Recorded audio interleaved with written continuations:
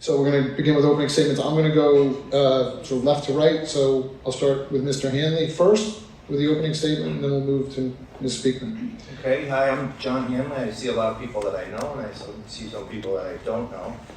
I've been a lifelong resident of Bristol and Warren. I actually lived in Bristol for 3 years in my early 20s. I'm currently on the Warren Town Council. I've been there for 12 years. I'm currently the president of the Town Council. I raised my family in Warren for, from when I moved back from Bristol till now. I have 6 children. Luckily, they're all within driving distance. I don't have to fly a lot to see my grandkids, which is good, which is one of the reasons why I'm running, because I would like to keep Rhode Island a place where my kids want to hang around, so I don't have to fly all over the world. I'm currently the building official for the city of Pawtucket. I've been there for 18 years. Before that, I was a local contractor in Bristol, Warren. I did a lot of work in the whole East Bay area, so I'm very skilled at the zoning and planning issues that came up. Thank you. You stopped right on the signal. I forgot to mention that we do have in the front row here 2 timers who are flashing the yellow sign when you're at 15 seconds left to go, and the red when you reach your time limit. Like I said, if you talk through that, it's fine. We don't want to interrupt you. Just keep talking, and we'll record the wild cards, which are being recorded on the whiteboard over there when we use them. And I'll just help you to get through the evening without having to worry about too much of that stuff. Ms. Speakman. Thank you, Scott. Thanks to the League of Women Voters and to the East Bay Media Group and to Scott for hosting this forum, and to Roger Williams University for providing the venue, and thanks to you all for coming. I'm June Speakman. It's been my privilege to serve as representative from District 68 since 2019. I'm running for re-election this year in the hopes of continuing my work for the people of the district and of the state. In the House, I serve on 4 committees: Health and Human Services, Municipal Government and Housing, Environment and Natural Resources, and Oversight. And I'm also honored to chair the Commission on Housing Affordability. From those positions, I have worked with my colleagues on legislation regarding housing, nursing homes, solar energy, PFAS, which is a toxic chemical, and health insurance affordability. The goal of all this work is to foster a well-housed, healthy, clean, safe, and thriving Rhode Island. As we do this work at the State House, I remain firm in my commitment to be available to and responsible to the residents of Bristol and Warren to make sure that your government hears your concerns and addresses them, from the sidewalks of Main Street in Warren to the impact of the new lead paint law, I was on the phone about that for a long time today, on small landlords in Bristol. There is more of this work to do, and I ask for your support for another term so I can continue that work. I look forward to our conversation this evening. Thank you. Thank you. As you see, you went over your minute, so we zinged you. Thanks for letting me know. Yes. It's totally fine. There's nothing wrong with it. No judgment, as the students say. I'm just pointing it out. Okay, we're going to start with the questions. I'll read the question. Both of you have a minute to answer the same question, and I'll alternate who goes first. All of these questions were submitted either ahead of time or tonight by the public. And thank you to all of you in the audience who submitted questions tonight on the index cards. Many of them are very similar, so I may ask a question that is touching on the topic you're interested in. It may not be phrased exactly the way you wrote it, but there's lots of similar themes. So, all right, Mr. Hanley, if elected to serve in the General Assembly, what is the one bill you will work the most diligently to pass in the next session? The bill that I would most probably would be to pass would actually be to get rid of some of the bills that deal with the affordable housing issue. This whole affordable housing issue, by just creating units, you're not really helping Rhode Island residents. I know that firsthand because in Pawtucket, I've had mills come online with hundreds of units.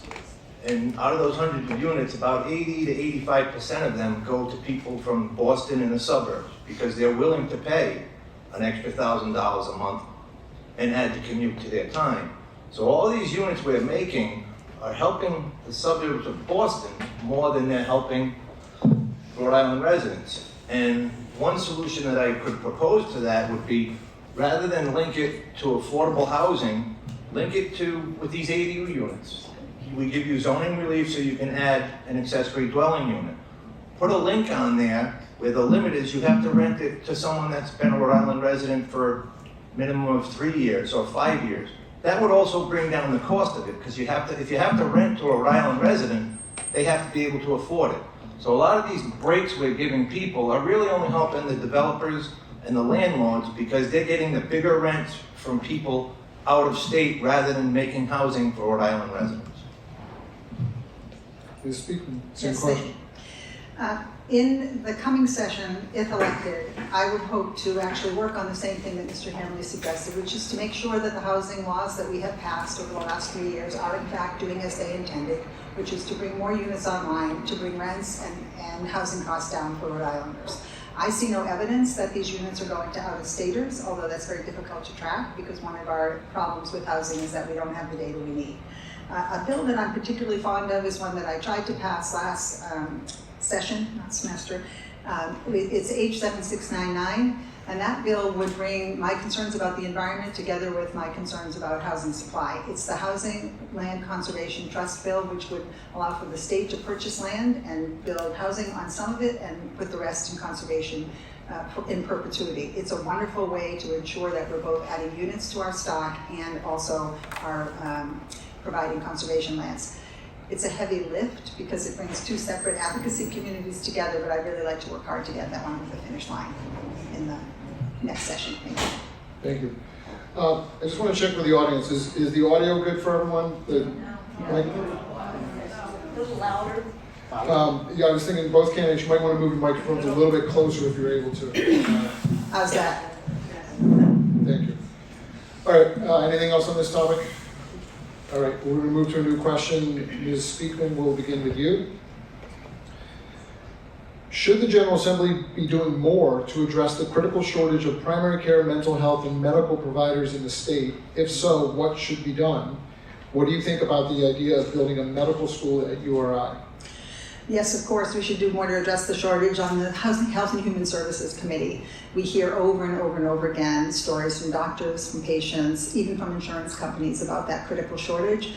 About building a medical school in Rhode Island, I think the jury's still out on that. There's a commission that is working on that right now, chaired by Senator Loria, who also represents Bristol. They've just begun their work, so I'm not prepared to take a position on that right now. One thing we also need to do is make sure that the reimbursement rates in Rhode Island for insurance and Medicaid are equivalent or at least competitive with Massachusetts and Connecticut, so our docs don't leave the state and go practice in those two states. Thank you. Thank you. Mr. Hanley? Yeah, as in the medical school, I need to see a little bit more evidence of its actual need for that particular school. The mental health issue, absolutely, we need to do more for that. That's one of the roots of the problems of a lot of the issues we have, the homeless issue. There's a lot of mentally disabled people, there's a lot of addicted people, and there's a lot of people who just need some guidance on how to get back into the workforce. So spending money on that, rather than spending $3.5 million on 45 units of pallet shelters, which basically comes out to $77,000 per bed with shared bathrooms, I think that $77,000 would be much better spent on mental health, addiction counseling, and job placement counseling. Yes, please. Yeah. On the question of the pallet shelters, that's an issue that bothers me as well. They've been sitting there and no one is living in them yet, but I do think they are an essential element to addressing the problem of homelessness in the state. We can do both. We can both address the mental health crisis and address the fact that folks don't have a place to live. Thank you. Yeah, Go right ahead. Yeah, I agree. There should be shelters for the homeless. However, that's treating the symptoms of the problem, not the cause of the problem. We need to, the only way we're going to get this problem and really get a grasp on it is to get it where it starts, not to just enable and allow it to keep going. So that money, I think, would be better spent on the front end than on the back end. Thank you. We're going to move to a new question. Mr. Hanley, we're starting with you. Last year, the General Assembly passed safe storage legislation, but neglected to pass the assault weapons ban. Do you support that ban? If so, what would you do to get it passed in the coming year? And is there any other gun-related legislation that you would recommend? I would not support a ban on the assault weapons. I do believe in firm background checks. I believe in the red flag laws, where if someone's flagged by the police or by a mental health provider, that yes, absolutely, we should be able to go in and take those weapons away. However, I am a firm believer in the U.S. Constitution and the Second Amendment, not without any limits, but with reasonable limits, not just automatic bans, which just say this gun is guilty. More people get killed by pistols than they do by assault weapons. So I would not support that ban. Ms. Speakman. I'm a proud supporter of the assault weapons ban and a proud top 10 co-sponsor of that ban, and I hope we get it done this semester, this session. Quick roll change. Assault weapons have no place in the hands of civilians. Police officers and military, yes, but certainly not in the hands of civilians. The mass shootings are carried out with assault weapons. There's no place for them in the hands of civilians. Okay, move to a new question. Ms. Speakman, we start with you. What role should the state government play in combating climate change or developing green sources of energy? The state government already plays a significant role in combating climate change. The Act on Climate was passed in 2020, I believe, maybe 2021, sorry about that, which sets out a plan to reduce emissions and to move us towards a more resilient green future. We have to have all hands on deck and all tools in the toolbox to do this: electrification of homes, addressing the burning of fossil fuels, moving towards a renewable energy future, and all states have to do that, the federal government as well. Local governments also have a role to play in combating climate change. It's absolutely all hands on deck. Thank you. Mr. Hanley. I believe that the state government has a role in that. The issue I have with that is I don't think they have a reasonable timeline for that. I think they're getting ahead of the technology. For instance, the landscapers, to change out their gas-powered blowers and their gas-powered weed whackers for battery-operated ones at this time, number one, the cost is ridiculous. You're going to put people out of business. You're going to cost people a lot more money to have their yards maintained. And the technology just isn't there. They just can't function the way these other ones do. When the technology catches up, absolutely. But we can't make the law until we have the technology to support that law. It just doesn't make sense to put the cart before the horse. You're asking people to do things that really aren't capable of doing at this time. Yes, please. Yeah, I understand the leaf blower reference. That was one of the bills that I attempted to move to passage 3 or 4 years ago. I learned my lesson there, that you do have to make sure that the technology is there and that the landscapers have the desire and the ability and the incentives from the state government to move into that new fossil fuel-free era of landscaping. And we aren't there yet. However, the state government needs to provide the incentives to move in that direction, not just wait for things to happen. We can't wait. Thank you. All right, so I'm going to just pause here to reset where we are. So we're halfway through our, at maximum, 8 questions. We've gone through 4 questions. You each have plenty of wild cards left.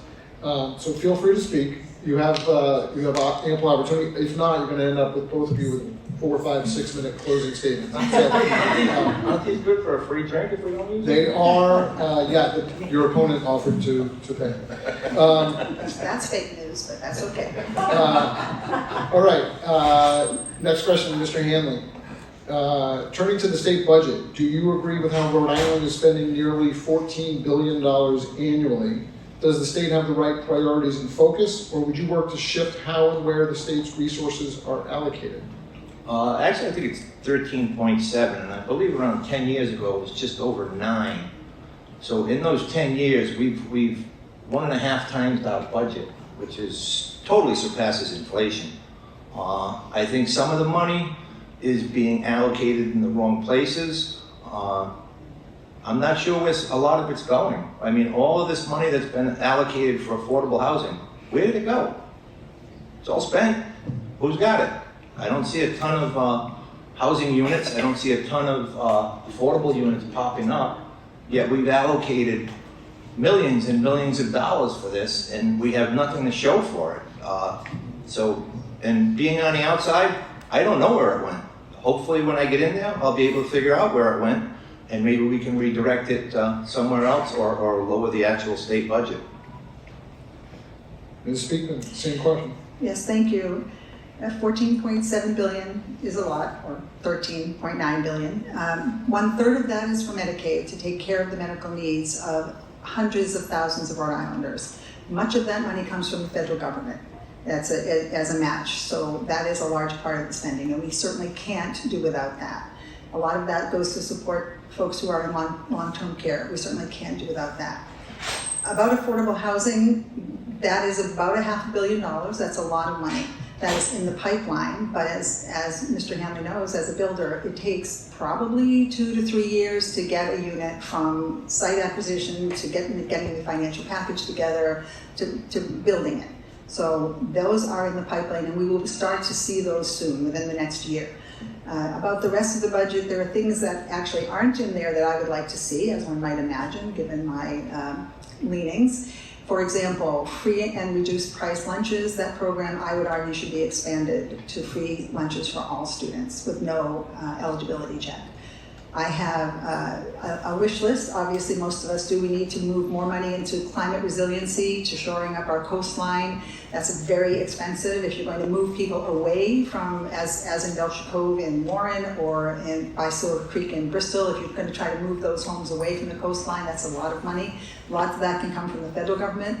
So I would urge us all, as we try to enhance our spending on climate resiliency and on school lunches and breakfast, that we would try to leverage all the federal dollars we can. We have a fabulous federal delegation. Senator Jack Reed brings lots of big checks into Rhode Island, and we need to continue to work on that relationship to make sure that we're maximizing the federal dollars that we bring into the districts. Thank you. Yes, Mr. Hanley. Regarding the affordable housing money that's in the pipeline, just recently a bill was passed which they've passed all of these bills to supposedly make it easier and for development to happen.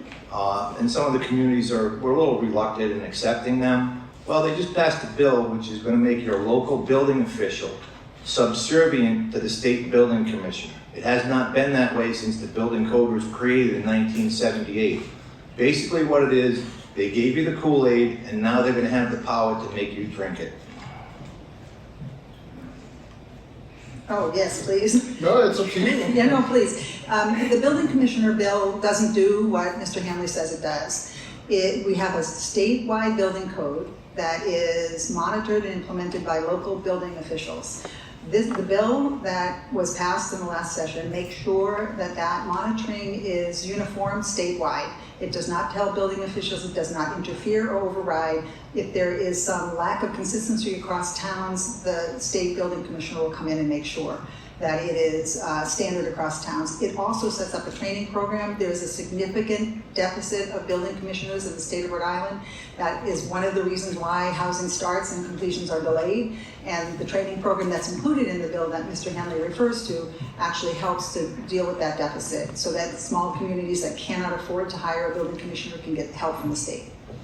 The bill, sometimes it's not what a bill says, it's what it takes out. The ability for the state building commissioners to step in was always there if the city or town requested it. What the language took out was the language in the bill specifically limited the state building commissioner's duties to state-owned or maintained properties. That was taking out of the wording. So what that does, and it gives him full supervision over the entire building code, which means he has the final say when it comes to anything related to the state building code, local or statewide. Yes, please. Yep, now you're running thin. Just so Well, you know. you But asked. go right ahead. Okay. The state building commissioner is there to ensure that there is fair, equitable, uniform application of the state building code. There are no local building codes, there are local building commissioners. But this bill makes sure that a developer in Bristol and a developer in Warren face the same rules and regulations and monitoring and oversight. That's all it does. It does not interfere with local control at all. It doesn't change the building code at all. Okay, thank you. Move to a new question. Ms. Speakman, we begin with you. State ballot question 1 asks voters to approve or disapprove of a constitutional convention. Opponents fear, in addition to many other issues, that well-funded special interest groups could use the convention as a means to constitutionally restrict women's reproductive rights. Do you share this concern? And do you believe that Rhode Island should hold a constitutional convention? I share the concerns, and I will vote against question 1. In my view, a constitutional convention has a number of problems with it. One is that it will be very expensive. Some estimates are that it will cost $3 to $4 million to hold this convention and the actions that follow from the convention. Another objection I have is that there's a process already in place for changing the Constitution. It's called the amendment process. And in Rhode Island, that process is a lower bar than in the National Convention. It just requires simple majorities in the House and in the among the voters. And it is true that the folks who are most ardent in their support of this convention have an agenda that is hostile to LGBTQ rights, hostile to women's right to choose, and hostile even to religious freedom. So I oppose it for all of those reasons. I would be in favor of it. When the Constitution was set up, this was a good idea. Why is it a bad idea now? I don't know if a lot of people know this, but the final say is a ballot. It's a referendum. The people, the residents of the state of Rhode Island would have to vote for any changes after this convention. They would just propose them, they would go on the ballot, and the citizens would vote whether or not to accept it. Sure, you're going to have special interests pushing one way, and you're going to have special interests pushing the other way. But this state was designed for this. The state was designed for this process. And I have faith in the citizens of the state of Rhode Island that if these questions come up, they're going to do the right thing. I think that the people should have the final say. So that's why I think I would support that. Thank you. New question, Mr. Hanley, we start with you. Do you approve of the job done by Governor Dan McKee and DOT Director Peter Alviti regarding the Washington Bridge failure? From the information I have, I can see the hardships that they're going through. I don't want to put the blame on them for the condition the bridge is in, because it's obviously been getting this way for a lot time longer. Of course, am I disappointed that we don't have a new bridge now? Absolutely. But being in construction, I know there's going to be issues.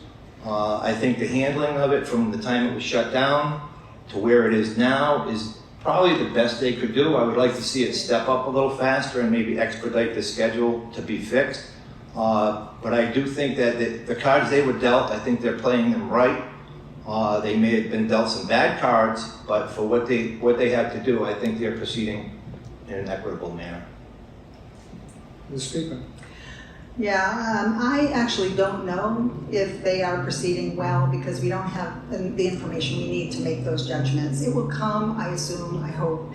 Along with all of you, I feel the pressure of crossing that bridge when I go to the State House, when I go to appointments. It slows all of us down, our families. We all know the stories that emanate from our experience with that bridge. We have in the East Bay legislators, the senators and representatives, have pressed at our weekly or monthly meetings with Director Alviti. He meets with us by phone. We just had one yesterday morning. We pressed him on the lessons that they learned from the failed RFP. We still don't know the answer to that. They did a request for information to find out why no one bid. We still don't know why no one bid. And I want all of this information before we make any judgments about whether or not they did a good job. We still, as of yesterday, have no timeline. We pressed for it, and we will continue to press on our weekly calls with Director Alviti to try to get the answers that all of us deserve. Thank you. Final question. Ms. Speakman, I'll give it to you. What have we not talked about tonight that you would like to talk about? We've talked about housing, we've talked about climate change, we've talked about women's reproductive choice, we've talked about guns. One of the things that is a challenge to me is actually local infrastructure. As many of you know, there are sidewalks where you can't walk a stroller or on a wheelchair, and in addition to the big infrastructure like the Washington Bridge, the small infrastructure programs, I would really like to see another way to attend to the smaller but more meaningful in our daily life needs of local infrastructure. But that again gets to the bridges that are flooded. So I do think we need to up our game with local infrastructure as well. Mr. Hanley. I'd like to address that. My biggest complaint with the local representation is the lack of focus on Bristol and Warren constituents. Seems like the big focus is put on the great big pictures with the state, which is important. But if I'm elected, my main focus would be on the residents of Bristol and Warren. What's going to be good for the residents of Bristol and Warren? We've got some roadworks projects which are kind of been in the hopper forever, and they haven't been pushed forward. You know, if the council reaches out to me and has questions or concerns about a bill that's proposed, I'm going to be reactive to it. I'm not going to just say, hey, you know what, this is what the state wants, this is what the state's going to get. So my number one task would be to look out for what's in the best interest of the residents of Bristol and Warren first, and then second, what's in the best interest of the state. Thank you. Thus concludes our question and answer session. We're going to move to closing statements, and you have your 1 minute closing statement plus your remaining time. Mr. Hanley, we'll start with you. You have up to 2.5 minutes if you'd like. I guess I can talk for that long. You don't have to. Well, I'd like to thank everyone, the league, Roger Williams, Scott, for holding this quorum. I want to thank the people in the audience the most. The more people that get involved in this process, the better it works. If more people got involved, it would actually make our jobs easier. In Warren, we have, and I'll use a wildcard for that, it's like a free advertisement for Warren. We have a lot of open boards and commissions in Warren, and we can't get people to fill them. We need people to step up. The more people that work towards the solution, the better the solution comes out. So if I get your vote and I am elected, I do want to promise you that my number one goal is going to be to look forward, or to look out for the best interest of the people of Bristol and Warren. I've lived here my entire life. I know the culture of these communities. I know the festivals. I know the parades. I know this. I know that. I know how the people of Bristol and Warren think, and I kind of think like you. I was a small business owner in this area, so I know the hardships that the small businesses go through. I know that the state has a lot of pressing issues, which I would gladly jump in and help out with. But in the long run, the main concern of me being an elected official from Bristol and Warren is the residents of Bristol and Warren. The other issues, though important, would not take precedent over what I think was in the best interest of my constituents. Thank you. Ms. Speakman, you have 1.5 minutes. I'd like to revise and resubmit. I should have said education for that last answer. That, of course, is a central issue here, and I was not quick enough on that when I was listing through the issues we hadn't covered. In any event, thank you for this evening's conversation. It is my honor to represent Bristol and Warren in the House of Representatives. In fulfilling that role, I aspire to be attentive to the needs of the district and to work with my colleagues on statewide initiatives that address health care, climate change, senior services, education, housing, and the needs of small businesses. Should the voters of District 68 grant me the privilege of another term, I commit to ongoing communication with residents and municipal leaders of Bristol and Warren, and with our fabulous federal delegation who can help us with these bridges and small businesses, resiliency, and housing. When we work together, everyone wins. Along with my East Bay colleagues, we will continue to press DOT to get the bridge done and to address issues of trust, competence, and transparency that have clouded that project. And we've got to get this housing thing right. We need more units built, the right kinds of units in the right places. To get these built, we need data and planning and collaboration and funding from the federal government. I think we can do this if we work together. I ask for your support for another term so I can get to it. Thank you. Thank you, Scott. Thank you both. Thank you.